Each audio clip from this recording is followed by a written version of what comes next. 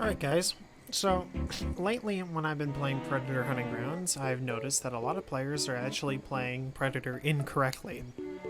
And they're struggling to get any wins, and they feel like they need to use net gun on Berserker or Samurai in order to win. I'm going to show you exactly how you can go from being a net gun abusing Berserker type player to being a really good Elder player that can use any items in the game and do well with it. So, I'm going to run you through the basics.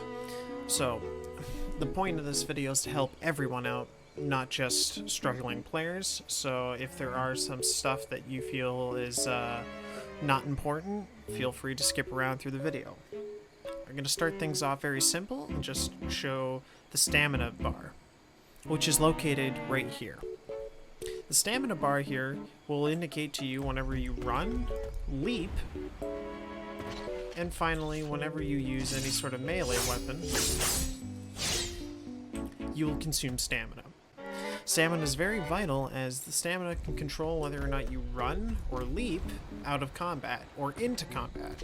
Managing that stamina can be detrimental when it comes to fighting against pretty good fire team members. You're going to actually want to keep at least half your stamina bar to about 1/4, depending on what Predator you're playing. If you're playing somebody like Berserker, or you're playing somebody like Hunter, or you're playing somebody like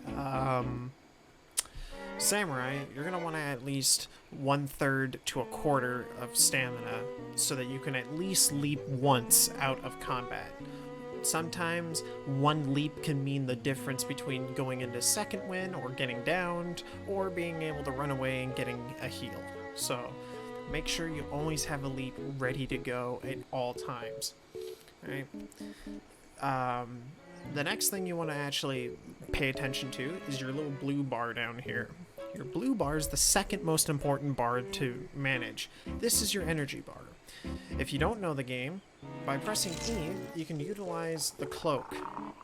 Now, a lot of people would figure that out by using the tutorial, so I'm not saying anything new. But what I am saying new is if you stand perfectly still, even though we don't see it on our side when looking at our own Predator, what the fire team sees is absolutely nothing. You are perfect camouflage, and that is why you use cloak, is so that you can stand still and get an advantage over other players by not being able to be seen, but you can see them just perfectly fine.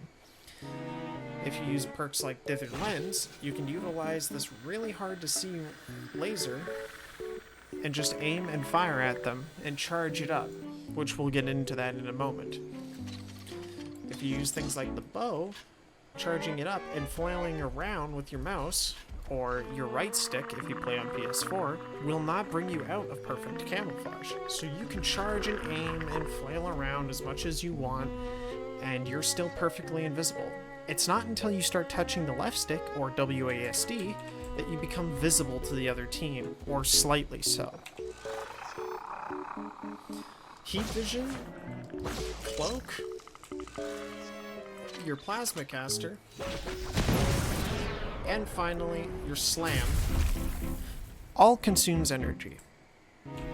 Now, energy is a backup reserved option that's mainly supposed to be used towards using thermal and cloaked. You basically don't want to use plasma caster and slam unless you feel like you're in a situation that demands for it. If it doesn't absolutely need to use these weapons and abilities, don't. It's better for you to just have that in your back pocket in case you need it later on the road than to open it up with an attack like that. Without energy, you're easy to spot. Being easy to spot means you're easy to shoot. And if you combine those two weaknesses, where you're out of stamina and you're out of energy, you can't hide, you can't run, you can't get out of there, you're going to be really easy to kill. So you want to manage those two bars. That's most important. If anything, you really should be ignoring your red health bar. The game will notify you when you're injured by having green blood all around the edges of your screen, and your Predator's actual character will have more and more transparent green blood on him, letting you know that your low in health. And anytime you're in a situation of safety, or you don't think you're an immediate threat, you can glance over and check your health. It's not important to check it constantly, though. This isn't like most shooters. This game is about taking your time, planning out, and attacking. Okay, so now that we got that out of the way, how do you do the slam? I hear that one asked a lot. Slam is just when you leap, and while you're in the midair, you use the right trigger or left click, hold it down while in midair. If you're a little bit confused as to what button that is at the time, like you can't think of that at the time, try to get it in your thought, attack. The same button you would use to attack with your melee weapon is the same button you want to hold down while you're in the air when slamming. But if you stop holding it, you stop attacking. Notice how I charge, and then I can disable it at the last second. Notice how my hand's blue, and it stops. Blue, stops. So, never feel like once you initiate slam, you have to commit. You can choose to stop slamming at any moment in time. So sometimes you can actually use that as a fake out technique where you jump towards a guy, use that to get them to run behind you so that when you land, they stop shooting at you while you're in the air, and then you can just land down, aim with your gun, shoot them. You know, little tactics like that. It's all about mixing and matching and finding your playstyle. Another little tip I'm going to show you guys that is actually extremely helpful for either side to learn. You don't need to actually press space on the tree trunk to climb the trees. You can just hit space and jump straight up onto the tree branches. So, by doing that, you actually climb the trees so much more faster than you would have if you actually tried to do it normally. And same concept can be applied to when you're running around on the trees. Whenever you avoid animations in a game, it's actually a better idea to do that. It depends on if the game intends for you to do that as that feature though. But as this game tells me to do that by showing me little indicators, I would recommend that you take advantage of this, as this is not an exploit. Although it may seem like an exploit, I can assure you that this is working as intended. So, you can leap around and jump around on trees to get to a destination faster, easier, and quieter above all things. So,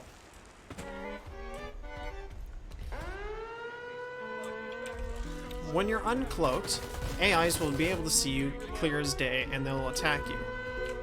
When you are cloaked, they instantly lose sight of you, they stop shooting at you, although the AI knows your general direction and they'll start hunting you down to figure out where you are. But for the most part, they are no longer a threat to you as long as you have your cloak on. So you can move around all you want and the cloak completely removes the threat of the AI. It's very important to learn that, as you can completely ignore the AI and just use the AI as a weapon to go kill other players. It's extremely important to learn that. Also, I feel like I should touch more upon sound. When you're walking around, you notice that thud you hear? Notice how it gets louder the faster you move?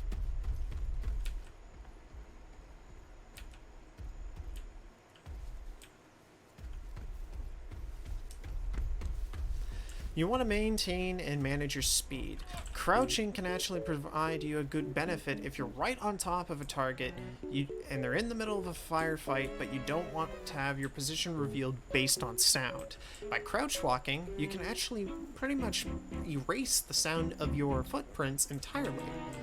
Keep in mind that crouch walking does not work with cloak, as you will still be visible as the same you would be if you were walking around while cloaked, so it doesn't change that aspect. Also, another little interesting fact about cloak: if you are cloaked, and while you're cloaked, your character will make clicking sounds occasionally to indicate to the fire team your general direction. This is the game's way of balancing that you can go perfectly invisible. It's also the game's way of trying to balance the fact that you're a lot harder to see while cloaked. You hear that clicking? Sounds like that will occasionally happen while you're cloaked.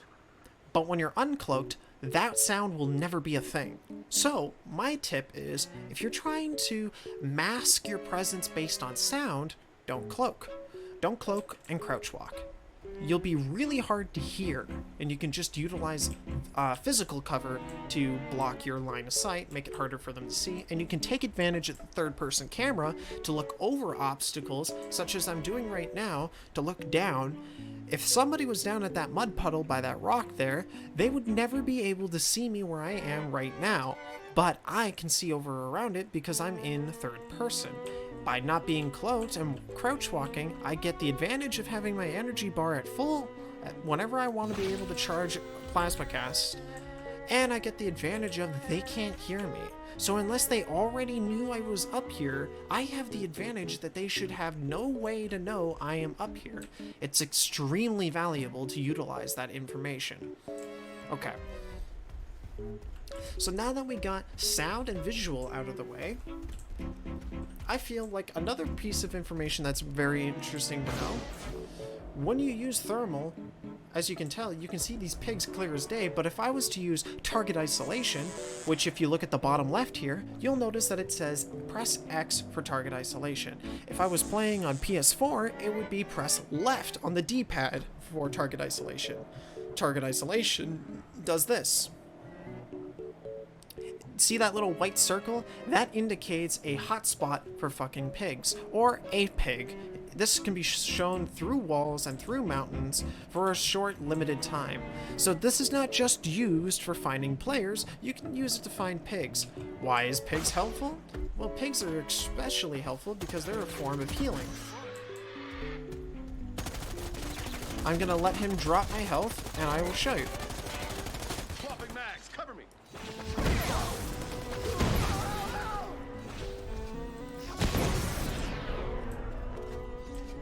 Okay, so you see how I have like... Alright, hold on, still more. See how I have like 1/10 of my bar missing? If I use the pig, I can actually get all of my HP back in one move.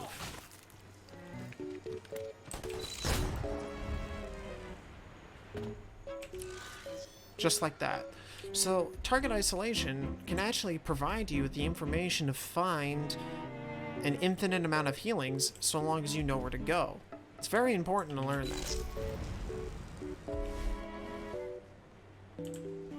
So, another interesting fact for the Predator, which I will show you in my actual gameplay of me playing this game in a few minutes, the Predator will only spawn into the match a full 10 seconds before the fire team. That's important to note because you can actually force the game to let target isolation track where the players are. So if you spam it right off the bat, then you're always going to get a heads up as to where they spawn. You can use that information to try to figure out what compound they're going to and set up an ambush, or you could simply just wait there and see what they want to do, how they move, and how they act, to see whether or not it would be a better idea to go in with a plasma caster or a bow. It's important to note that stuff.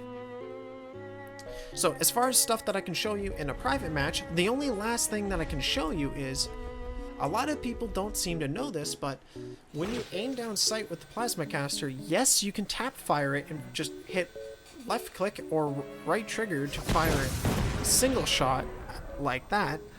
But if you hold down the attack button while holding down the aim, you can charge it. Charging it up does two things for the blast. The first thing it does is it actually increases the blast radius as well as its damage, so you can actually make it easier to hit your targets if you charge it up. The damage actually jacks up very quickly. At its 5% charge and under, it only deals its splash damage of about 15 to 20 damage. It's not worth it to use the splash damage effect uncharged. But if you land a direct hit, it's 45 damage a shot. If you charge up the plasma caster, it will always deal 80 damage a splash damage, and if you land a direct hit with a fully charged shot, it will always deal 115 damage. It's extremely valuable to know. What do I mean by 115 damage? I mean hit points, as in when you play the fire team, you're going to notice that the lowest HP in the game that you can get is 125. So 115 means if I shot you with this fully charged shot, land a direct hit, you would be at a total of 10 HP. So it's very important for me to note that. Okay, so as we got that out of the way, and I just explained everything that I can explain to you while in a private lobby, I'm going to explain to you the rest while actually playing the game. So I'm going to cut to that now. Alright, so welcome back. First thing you want to do, hit tab, or select, and you'll get this. Now I know exactly what I got to deal with. You'll learn what each class does and why that's important. Next thing that I tend to do is I turn on the thermal vision, and I just mash X. Or for you guys, it would be, on PS4, it'd be mashing left. Now that I did it, as I said earlier, there's no way for them to be able to mud up fast enough to avoid that, so I know where they spawn. I typically leave it on until it wears off, and then by that point, I leave once, activate cloak, jump up on a tree. I do this because by jumping up on the tree, I save stamina. Now I found them already.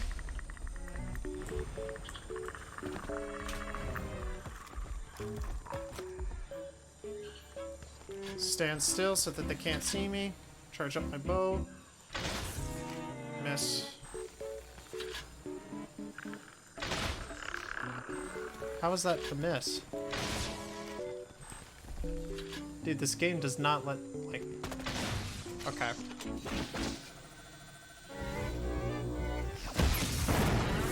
Yeah, you're goddamn right that didn't miss that time, you fucker.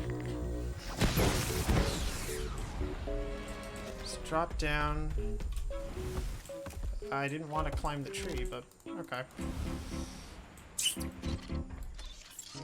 Yeah, that's another thing you're gonna find, is that you're just gonna have to put up with a little bit of clunkiness.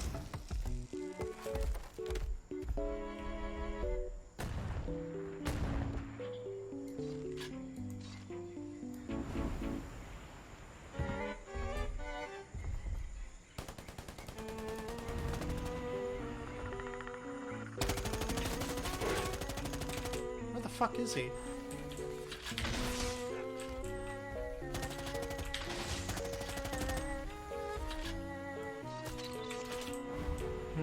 Sniper.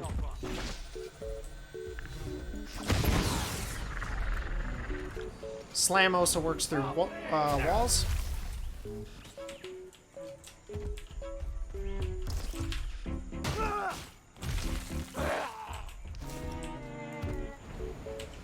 I didn't even jump that way, but...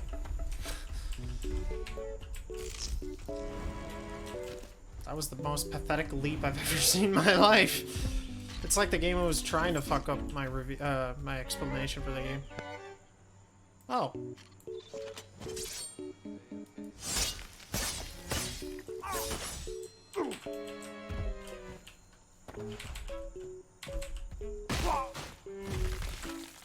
That wasn't even intentional.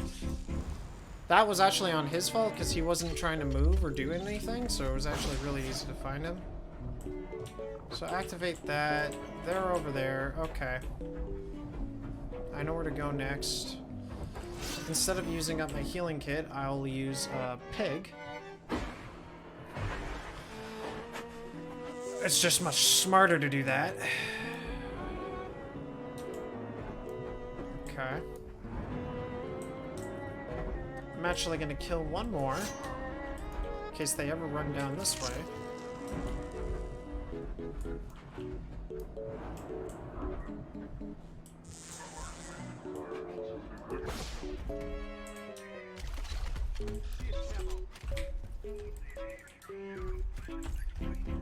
Hitting the alarm.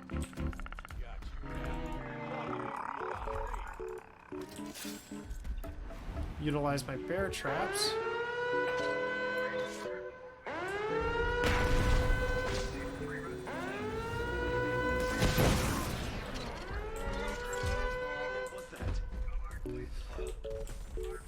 I'd really appreciate it if the devs actually designed the game so that... Yo, can I get my fucking plasma caster?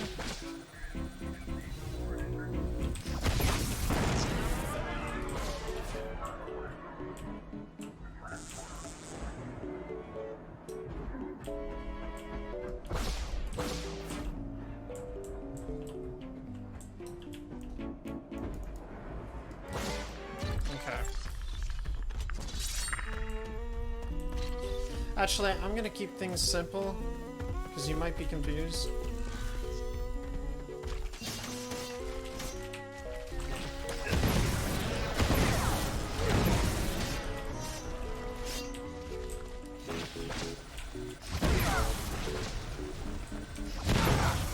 Yeah, if knife pairing's all you got, dude, you're gonna die. You can't do that.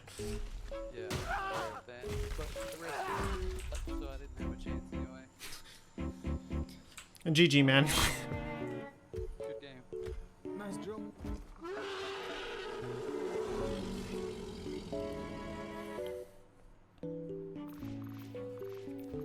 And so yeah, that's all you have to do to get better as a predator. It's really not that complicated.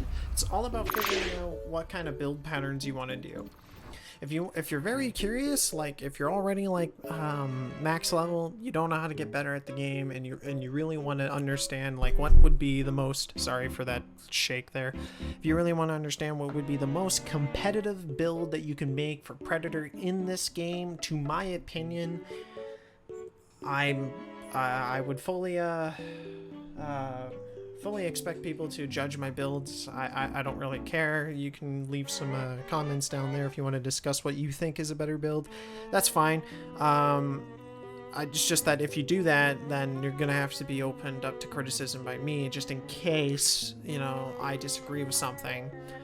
But no, you're fully welcome to disagree with me. But in my opinion, the most competitive build in the game for Predator is this, and I'll break it down and explain exactly why.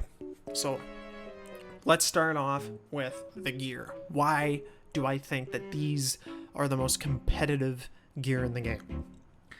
Well, first off, I don't think I should need to explain why I think healing kits, but just in case you are new to the game and you don't really understand, the healing kit's the most important gear that the Predator can bring, because it makes it so that you'll always have the option to heal if you have a healing kit. By saving the healing kit, you have the opportunity that whenever you want, you can actually heal within feet of the survivor, or fire team, and just get back into the fight right away. You don't have to worry about too much shit. You can just heal up, get back in there. Although the downside is that you consume one of these healing kits to do it, and there's a risk and take into doing it. The risk is that when you use this, you're going to take yourself a lot of time to heal. It'll pull you out of the fight. It takes a while to heal. It's much faster to use a boar, but it's also, boars can take longer. It's kind of hard to explain. The best way I can explain it is, the reason why the healing kit takes longer is because it takes longer overall. Like, I think that in a perfect world, if I was at 1% HP and I ran off to heal, like just outside the compound, I used it, it would take me about 30 to 40 seconds to heal back to full using one healing kit. And that's just to heal, not even to get back into the fight. To get back into the fight would take me another 20 seconds to find and locate them, and then usually about 5 to 10 seconds to actually start engaging the target and finding a window of opportunity to attack. So all in all, it's about 1 minute when you're at 1 HP or 1% HP to go back to full and get back into the fight. So, but the advantage is, in case you already use target isolation, or you do use target isolation, but there isn't a boar that's within a few compounds, you have to go across the map in order to get one, then it might be upwards of 2 to 3 minutes before you're actually fighting again. So, it depends. That's why I say that the boars could take longer, but if a boar is like right next to you or within a compound of you and you find it, kill it, and then eat it, then within 30 seconds you can be in another fight. So it depends. It really does. It depends on where the boar is. That was a lot of explanation for that fucking med kit, but I hope that kind of clears things up. Most pro players or experienced players kind of already know that, so we'll move on. Bear traps. It's not a big shocker. A lot of people kind of expect that, but the amount of utility you get out of a bear trap. You can prevent people from going into a helicopter in case of worst case scenario. You can prevent people from using the The reinforcements, if you find it before they do. You can also use it as a way to prevent them from going into areas you don't want them to. Like if there's a narrow pathway into an objective, you can lock it down to make them have to go to one specific direction where you want. So you can pick and choose how they engage you with these bear traps, as you can control where they're allowed to come through. Now, of course, this comes with experience because you have to know where their objectives are and where they want to go. You have to learn to look for the little signs that points out what their objectives are. But once you figure all that out, it'll be pretty easy to utilize the utility of a bear trap.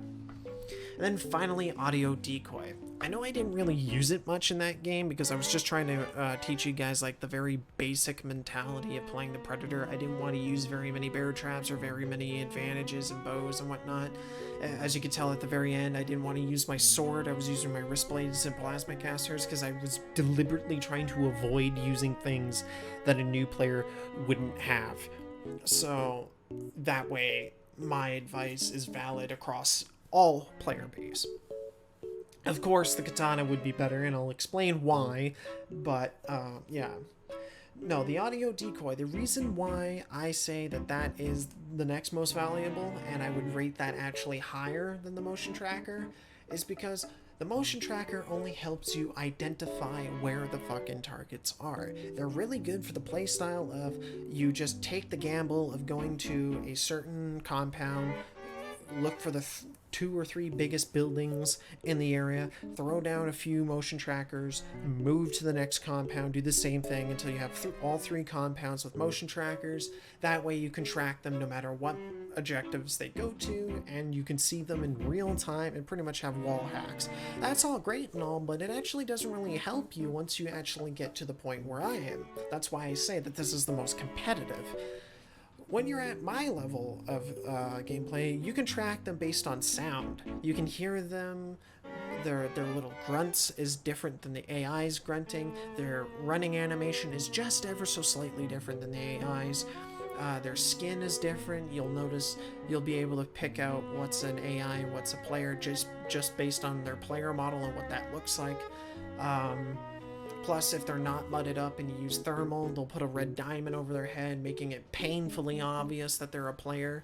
Another little thing is you'll hear people say phrases like, I brought a little extra fun for you guys, or patch yourself up, stuff like that.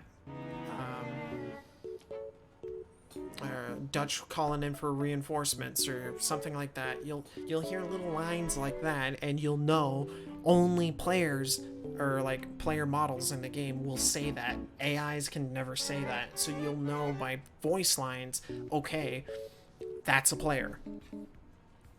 And it makes the motion tracker kind of useless at that point, so you would use the audio decoy. Now, I know you're going to be thinking, well, what situations can you apply the audio decoy? Only really 2 situations. The first is the Predator has not really had an opportunity to engage the fire team, but has found the general area that they're in. You throw an audio decoy to the left or to the right of where you think they're going to be to make them think that you're coming from a completely different direction. If luck plays out in your favor, it will play the little cloaky sounds and the jumping sounds and the vision swapping sounds. When they hear that, they're going to think that you're a really bad predator and that you're coming from that direction. So naturally, they're going to want to move towards their objective and away from that area and try to avoid you. And if you position yourself right and you win the gamble and pick the right compound, they might walk straight to you, and it'll be really easy for you to line up a shot and take it. So audio decoys can be extremely powerful there. And then after you land a few shots, you can throw a few more audio decoys in a few other directions, and they can never pinpoint you on sound. If you're using the bow, with audio decoys and cloak, it's extremely powerful. If they can never identify where the arrows are coming from based on sound or sight now, you can take free shots at them and they're going to be panicking. They're going to be trying to dodge arrows from all directions, and they can't figure out which direction the arrow's coming from. So periodically, they're going to actually occasionally make it easy for you to get a shot on them. All you do is simply wait for that moment and then hit them. And then they'll freak out again, it'll be hard to hit them, pick a different target, and then pick a different target, then pick a different target. And that's how you do it. And yeah. The second way I could say audio decoys would be extremely powerful is they called in reinforcements, and they're sitting there, and you haven't gotten too close for them to hear you yet. You use up your remaining audio decoys directly on top of the, like one or two of them. Sorry, not the rest of them. If you have like one or two, use one directly on top of the reinforcement area, and then throw one in the other direction from yourself. What that'll do is there's going to be this little fucking grenade that's making real loud noise right by the reinforcements. Occasionally it's going to drown out the sounds you're making, so as long as you're walking or crouch walking and you're cloaked, it's going to be really hard for them to find you and pinpoint you, so it can open up windows for an attack. And if you throw a second one, in the very odd case that it doesn't play sound, the second one will, and there's a good chance they'll think that one's you, and they'll move to that one, and you can get it opening.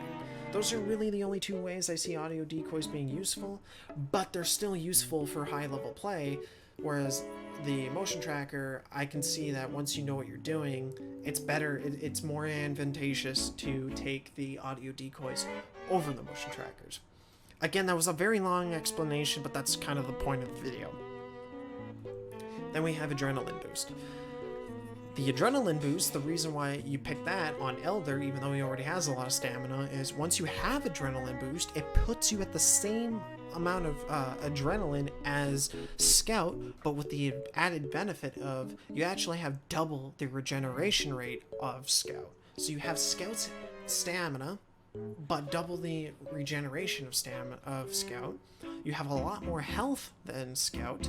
You have a lot less, or like a good chunk less movement speed, but really movement speed's not very noticeable in this game, and leaping is the same across all boards. So if it's faster than running as the Scout, then leaping is fast on any character.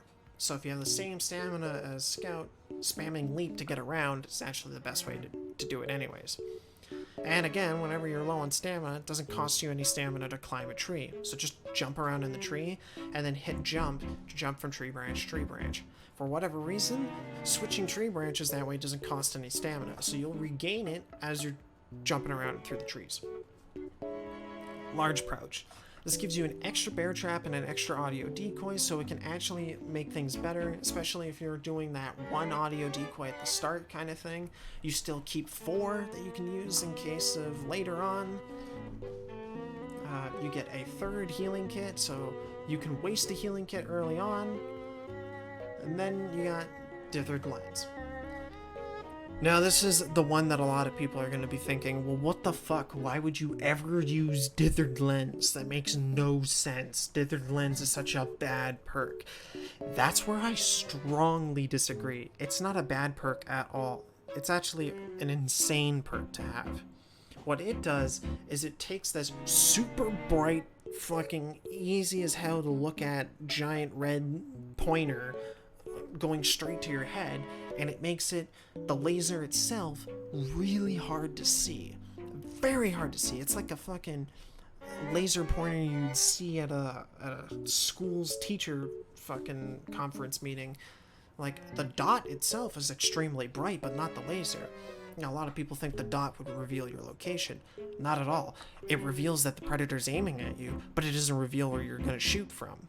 And believe me, knowing that you're going to get shot doesn't help you in a fight. What helps you is knowing where you're going to get shot from. So with Dithered Lens, it actually makes the Plasma Caster so much more valuable. And I can't remember what level you are when you unlock it, or if it's a default thing to unlock, but newer Predators out there, if you're planning on experimenting with the Plasma Caster, use Dithered Lens. And trust me, it's going to open up the world to you when using it. Also, if you're new to the game, like I said, make sure to be charging your Plasma Caster, as it's extremely valuable. Okay, so we've explained gears, we explained perks. Now to explain why I picked Elder and why I picked the weapons. I think we're going to start with Elder. Why did I pick Elder out of all of them? Well, prior to Elder, Hunter used to be the best one. Because in this game, what you really want is you want to have a good balance of health and stamina. Movement speed's not really important, and if you can sacrifice gear to have max health and max stamina, trust me, that would be the best Predator in the game. Gear is not that important. I'd say level of importance would probably be you would want health, then stamina, then... Actually, the way they have it listed here is actually pretty accurate. Health, stamina, movement, speed, and gear. That's pretty accurate. So, I know a lot of people want to argue, well, maybe I'd swap out gear for movement speed, and that's semantics, really. But I can see why you would think that, but movement speed for me actually does make a difference, you know. When you don't have enough stamina to leap, but you do have enough stamina to run around a little bit, it is nice to have a little bit more movement speed to get out of the fight there. So we got Hunter, Scout, Berserker, right? We're not going to count Jungle Hunter because he's just Hunter, alright? And I guess we'll count Samurai too because he's different. So why not Scout? If stamina is so important, like I said, and movement speed so important, why not Scout? Because he dies way too quick. His health is so fucking low that it pretty much means you can't take engagements with melee fights safely. Anytime you take a melee fight, no matter how much of an advantage you have in that situation, you're going to be at the disadvantage. And it's a massive, massive risk to do it. You're banking on the fact that the guys don't know how to like switch between dealing with a ranged predator and dealing with a melee predator. If they do know how to switch, you're kind of screwed. So, huge disadvantage there. Unless you're some god with with ranged and practically never deal with melee weapons ever, I would say Scout's your role. But in case you're more of a close quarters guy or you like a balance of both, I'd say Scout's not that good. And because of the fact that he's so drastically limited in that aspect, that's why I'm not saying he's the most competitive. Now, why wouldn't I say Hunter's not the most competitive? Well, I think that the amount of health he has is good and all, but you could sacrifice a little bit. Like, I'm not saying he has too much health, but I mean, he's got enough to give up. And for that extra stamina and for that extra gear, a little bit of loss of movement speed and a little bit of loss of health, totally fair. Now, Samurai. Why wouldn't I say Samurai is like the top gear or a top guy, right? He's got the same gear as Hunter, a lot more health. Simply put, the health does not justify the lack of stamina. And for that reason, I'm going to skip Berserker as well. Stamina is so important. If you go maxed out health and no stamina, you're going to be at a massive disadvantage.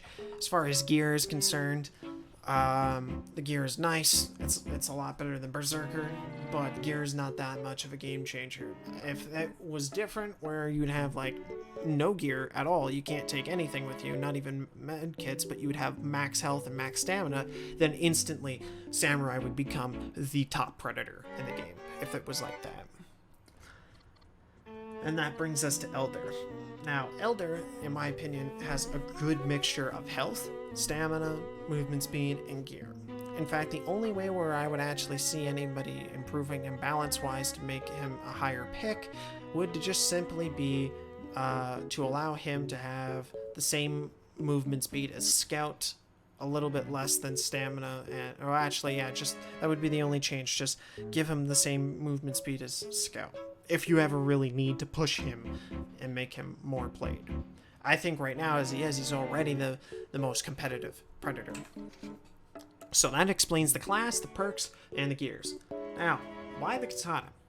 Well, the katana is actually extremely good if you want to do a hit and run melee tactic, in case like you're in a situation that calls for that. The melee allows you to light attack and heavy attack. You can choose between either of those on your own terms whenever you want. So if you want to do nothing but heavy attacks, you can do that. It costs a lot of stamina, but the advantage is you get a lot of damage in. And there's the light attack that attacks much faster, has an auto tracker to it, consumes very little stamina, but deals almost no damage. So, with the katana, it also has another aspect to it where it does bleed. Since it applies bleed to its target, it does 15 damage over the time span of 3 seconds.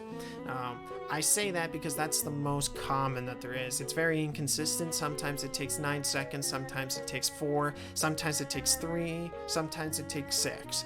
But overall, my testing says that the vast majority of them was 3 seconds, so I'm gonna go with 3. So, if you hit somebody with a heavy attack, that's 45 damage. Apply the 15, that's gonna be 60 damage. So, and then the light attack is about 20 damage. So, if you do a light attack, heavy attack, all together, that's gonna be 95 damage. So if you jump down and you do that, you can light attack to lock onto them, do a tiny bit of damage, apply bleed, then heavy attack, and then dash away, jump away, and then you would have just taken away like 2/3 of his health before he could turn around. And if you keep doing that, that's a great way to whittle down their health and whittle down their health gear. It has the same range as the combi stick, although it's a little bit more harder to use, as it has a kind of a stabbing motion. It's not a sweeping motion, so it's really, not as broad as the bow staff or the combi stick if you prefer. So you actually have to line yourself up, but that's why you use the light attack first to get that auto tracker to get you to be facing your target, then heavy attack and run away. Then the bow. In my opinion, the bow has the highest skill floor, but the highest skill ceiling weapon out of the entire game. Using the bow will always deal 50 damage if you have an uncharged shot, 75 damage if you have a fully charged shot. If you use the downrange perk, it will always be 65 damage on an uncharged shot and 85 damage on a fully charged shot. So you can use that information with what you will. An uncharged shot has pretty much no accuracy to it. It has no range to it at all, but it has, rapid fire in case you want that. You can come back, pick up your arrows if you want, and you always come with a generous 30 arrows. So you'll never really have to worry about ammunition. And charging up your arrow is normally pretty accurate, but for whatever reason, the hit detection in the game or the trajectory of the arrow is a little bit off. And as you've seen in my videos, there's periods of times where you'll line up the shot and you'll fire the arrow, but for whatever reason, it just doesn't connect. Don't be discouraged. That's the game, not you. So don't get too pissed off. I'm sure they're going to patch that at some point. I'm not saying don't push yourself to be better at aim. By all means do that, but just don't get too upset at yourself when that thing has happened, as the game is very blamable at that point. So that's my opinion on what's the most competitive Predator build in the game. It's not actually using the net gun. The net gun, in my opinion, actually makes you a worse player overall, because it takes away the need to get better with anything. The net gun actually just plucks away one player at a time, and if you got a team of players that are all cooperating and knowing what to do, the net gun's actually not going to save you at all. And if you're leaning so hard on the net gun to work, then you're going to blame the game and think that the fire team is so overpowered in this game when you fuck up and miss your net gun, or you land your net gun but your teammate frees him and such and such. So my opinion is, if you want to get good at this game, don't use the net gun. If you're just you don't care about getting good, you don't care about learning the game and getting as good as you could be, then yeah, go ahead, use the net gun, use whatever's fun to you, go ahead. I'm just saying, like, if you want my opinion on what's the best build in the game as far as potential, as far as like what could possibly be the best, most dominant build in the game, it's this right here. You just have so many options. A lot of people also want to tell you use impenetrable. That's not the case either.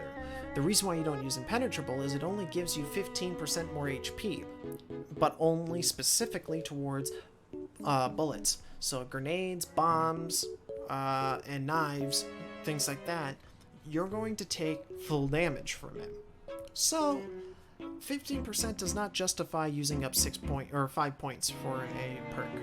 It's actually much better to use large pouch and get an extra healing kit, which will provide you with 100%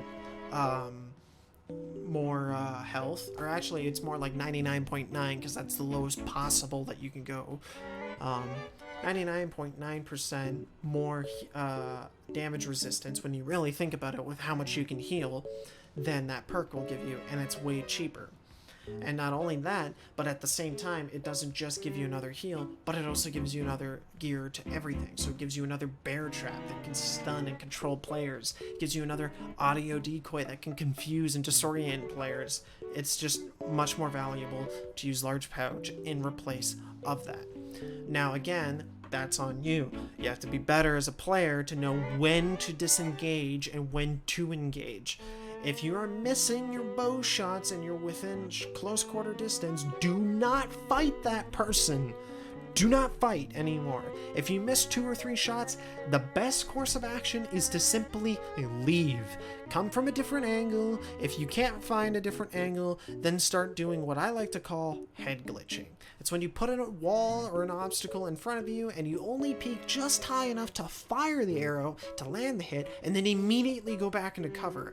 That minimalizes the surface area that the fire team has to hit you while maximizing the chances of you actually being able to get a full shot off on them. And by doing that, I'm not saying it's impossible to get hit, but you've just taken your chances of getting hit and greatly diminished it. So if you know how to do all those things, then honestly, more healing kits is better than having more armor. So, with all that said in mind, that's really all the advice I can give you at the moment. If you want, you can leave me your Epic Games name in the description of this video.